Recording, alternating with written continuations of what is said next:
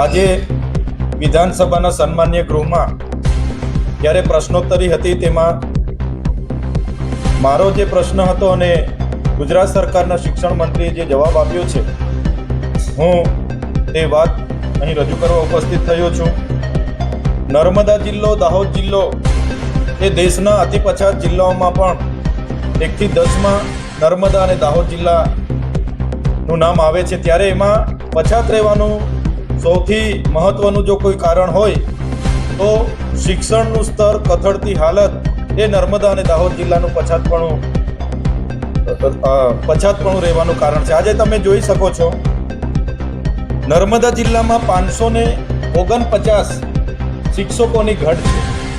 એ જ પ્રકારે દાહોદમાં 1284 શિક્ષકોની ઘટ છે. એ જ પ્રકારે પેટા પ્રશ્નમાં મેં પૂછ્યું કે કેટલી શાળાઓ એક શિક્ષકથી ચાલે છે, તો નર્મદા જિલ્લામાં 145 શાળાઓ એક શિક્ષકથી ચાલે છે. હવે તમે વિચાર કરો, એક શાળામાં 1 થી 5 ધોરણ હોય, 1 થી 8 ધોરણ હોય, એક શિક્ષક કયા ધોરણને ભણાવશે? એ વસ્તી ગણતરી કરવા જશે, SIRની કામગીરી કરવા જશે, સરકારી મિટિંગોમાં જશે, તો બાળકોને ભણાવશે કોણ? ગરવી ગુજરાતની આ વરવી વાસ્તવિકતા છે કે નર્મદા હોય, દાહોદ હોય, છોટાઉદેપુર હોય, પંચમહાલ હોય, ભરૂચ હોય કે ડાંગ હોય, આદિવાસી વિસ્તારોમાં સરકારી શાળાઓમાં સરકારે સ્વીકાર્યું કે આટલા શિક્ષકોની ઘટ છે અને એની વૈકલ્પિક વ્યવસ્થાઓ સરકાર એવું જણાવે છે કે વિચારણા હેઠળ છે. તમે વિચાર કરો, સરકાર એમાં ગંભીરતા નથી. ત્યારે આ વરવી વાસ્તવિકતા છે. શાળાઓમાં વિદ્યાર્થીઓ માટે ઓરડાઓ પણ નથી. બાળકો ભાડાના મકાનમાં ભણે છે, ઝાડ નીચે ભણે છે, ઓટલા પર બેસીને ભણે છે. એક ક્લાસરૂમમાં 4 ધોરણોને બેસાડીને ભણાવવામાં આવે છે.